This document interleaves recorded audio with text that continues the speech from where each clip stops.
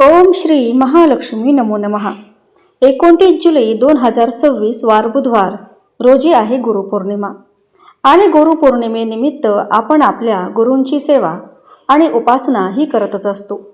पण तरीसुद्धा गुरुपौर्णिमेला तुम्ही सेवा आणि उपासना करणार असाल तर हा व्हिडिओ नक्की बघा।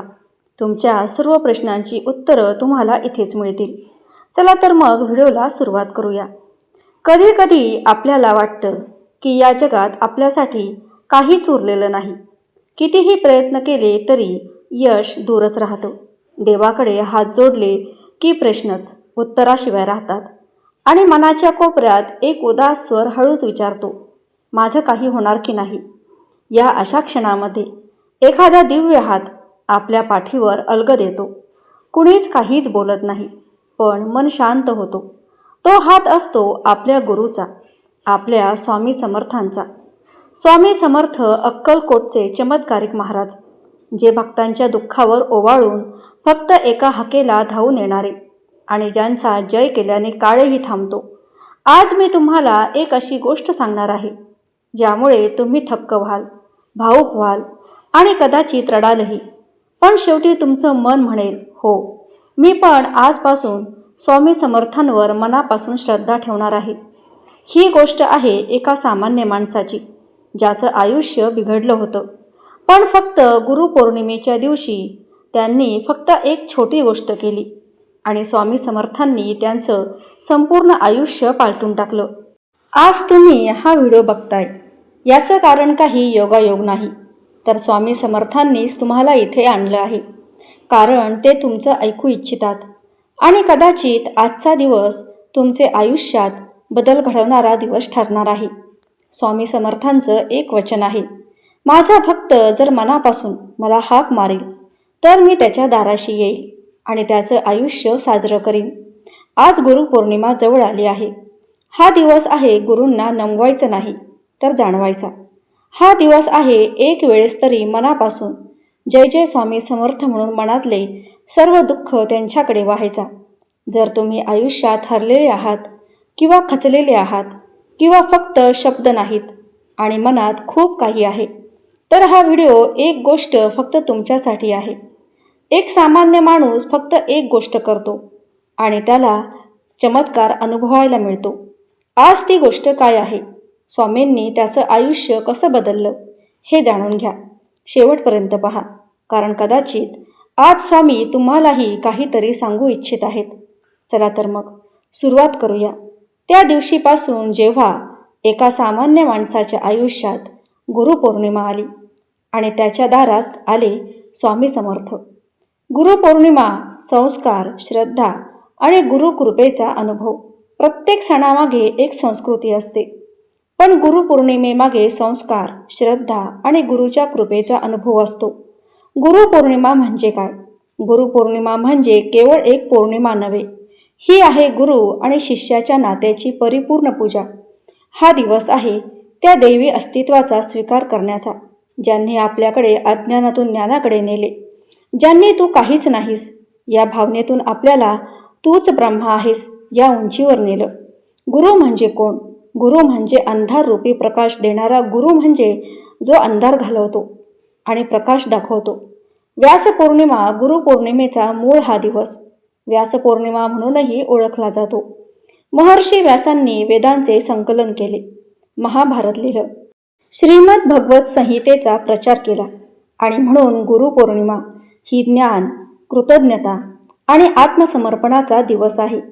स्वामी समर्थ हेही अशाच अव्यक्त ब्रह्माचे साक्षात रूप आहेत। त्यांनी केवळ ज्ञान दिले नाही, तर चमत्कारी अनुभवातून भक्तांचे जीवनच बदलले। स्वामी समर्थ आणि गुरुपौर्णिमा यांचं अनोखं नातं। स्वामी समर्थ हे गुरुतत्वाचे साक्षात प्रतीक होते। ते म्हणत, मी गुरु नाही, मी तुझ्या अंतरातली शक्ती आहे जी आज जागी करायची आहे। गुरुपौर्णिमेच्या दिवशी स्वामी समर्थ स्वतः आपल्या भक्तांकडे येतात, भक्तांचे अंतर्मन वाचतात आणि त्या दिवशी फक्त एक शुद्ध भावना व्यक्त केली तरी ते प्रतिसाद देतात। या दिवशी स्वामी भक्ती काय करतात? स्वामींच्या मूर्तीला किंवा फोटोला स्नान घालतात, गुरुपादुकांचं पूजन करतात, त्यांना पाय धरून त्यांचे नमन करतात। ओम श्री स्वामी समर्थाय नमः असा जप करतात. दिवा, अगरबत्ती आणि नैवेद्य दाखवून स्वामींना नमन करतात. गरिबांना अन्नदान किंवा वस्त्रदान करतात. शेवटी एखादं स्वामींचं चमत्कारिक वचन, ज्यातून श्रद्धा दुप्पट होते. गुरुपौर्णिमेच्या दिवशी असं का म्हणतात? आजचे जप 1000 पट जास्त फलदायी असतात. कारण या दिवशी गुरुतत्व पृथ्वीवर सर्वाधिक सक्रिय असतं. म्हणजेच तुमचा प्रत्येक जप थेट ब्रह्मतत्वापर्यंत पोहोचतो. स्वामी समर्थ म्हणतात, भक्त जर या दिवशी अंतःकरणाने जय जय स्वामी समर्थ म्हणेल तर मी त्याच्या घरात उभा राहीन, फक्त तो पाहू शकणार नाही. गुरुपौर्णिमा हाक मारण्याचा दिवस. हा दिवस म्हणजे पवित्र संधी. तुमचे दुःख, तुमची प्रार्थना, तुमचं नशीब सगळं स्वामींच्या चरणी अर्पण करण्याचा. तुमच्याकडे पैसा नाही तर गुरु सांभाळेल. आजार आहे, श्रद्धेचा दिवा लावा.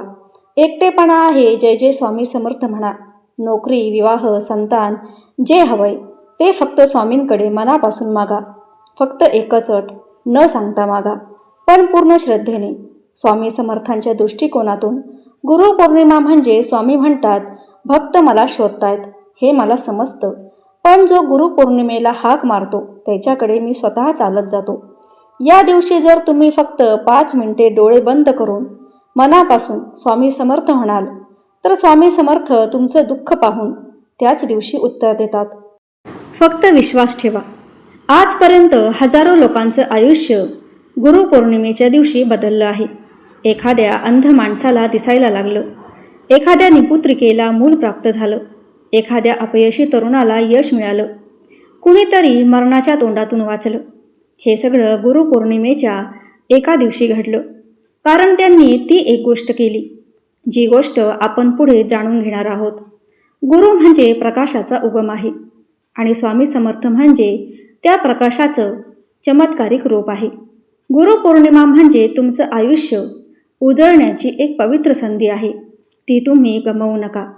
जर तुमची स्वामींवरती भक्ती असेल तर तुम्ही तयार आहात पुढच्या चमत्कारिक कथेसाठी. आता आपण पाहणार आहोत मुख्य कथा, एका सामान्य माणसाची, ज्याचं आयुष्य फक्त एका गोष्टीमुळे पालटलं. गुरुपौर्णिमेच्या दिवशी फक्त एक गोष्ट केली आणि स्वामी समर्थांनी त्याचं संपूर्ण आयुष्यच बदलून टाकलं. सुनील देशमुख, वय 38 वर्ष, रहिवासी कोल्हापूर, महाराष्ट्र. व्यवसाय बँकेत क्लार्क. कुटुंब, पत्नी सुनीता आजारी. समस्या कर्ज, नोकरीतील तणाव. 7 वर्ष विवाहाला पण मूल नाही. आयुष्याची खचलेली अवस्था. गेल्या 5 वर्षापासून त्याचे जीवन अंधारात होतं. बँकेत वरिष्ठांकडून अपमान, घरी पैशांची चणचण, पत्नीची तब्येत खालवलेली आणि सर्वात मोठं दुःख, मूल होत नव्हतं. स्वामी समर्थांची प्रतिमा घरात होती, पण दिवा लावायचाही उत्साह उरलेला नव्हता. प्रत्येक गोष्टीला उत्तर मिळेल, वेडेपणा सोड.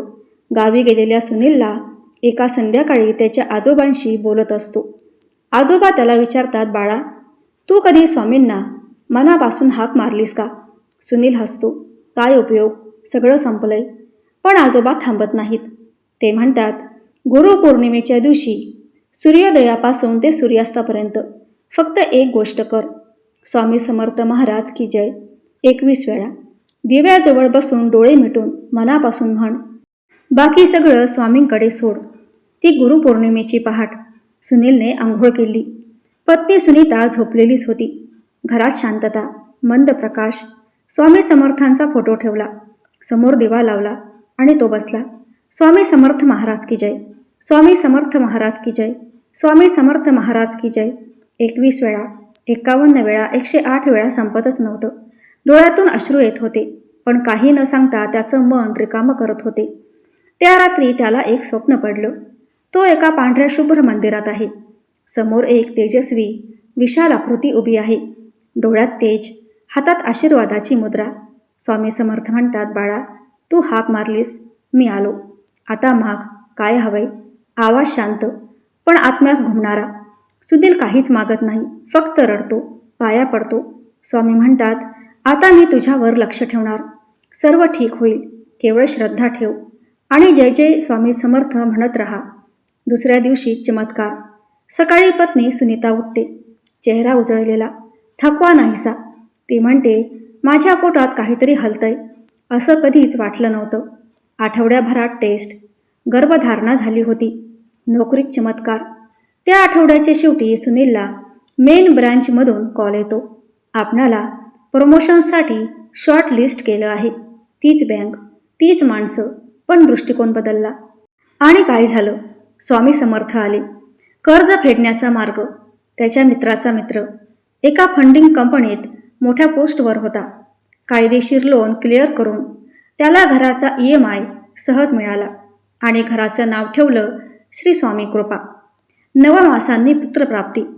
गुरुपौर्णिमेपासून 9 महिन्यांनी त्याच्या घरी पुत्रप्राप्ती झाली. जन्म झाल्यावर बाळ हसत होतं आणि तेवढ्यात दिवा स्वतः पेटला होता. सर्वांनी पाहिलं. सर्वांनी एकच म्हटलं, हा तर स्वामी समर्थांचा चमत्कार आहे. सुनील आता दर गुरुपौर्णिमेला फक्त एक गोष्ट करतो, स्वामी समर्थ महाराज की जय. तेच मंत्र, ती श्रद्धा. माझं आयुष्य स्वामी समर्थांनी लिहिलं. मी फक्त त्यांचा भक्त आहे. शेवटी काय मिळालं? मूल ज्याला वर्ष लागली, नोकरी जी संपणार होती, पैसा जो कधी नव्हताच, आणि सगळ्यात महत्त्वाचं श्रद्धा. स्वामी समर्थांवर शब्द न वापरता उत्तर देणारा देव म्हणजे स्वामी समर्थ. स्वामींचा चमत्कार म्हणजे प्रकाश, जो फक्त अंधारात दिसतो.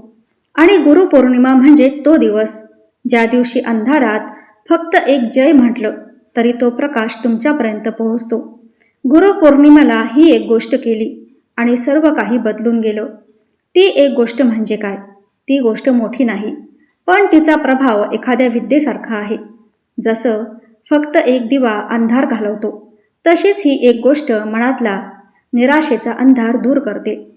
ही गोष्ट म्हणजे गुरुपौर्णिमेच्या दिवशी जय जय स्वामी समर्थ या मंत्राचा एक विशेष जपविधी. हा जप वेगळा आहे, कारण हा मंत्र नाही, हे आत्मआव्हान आहे. हा फक्त उच्चार नाही, हा संपूर्ण आत्मसमर्पण आहे.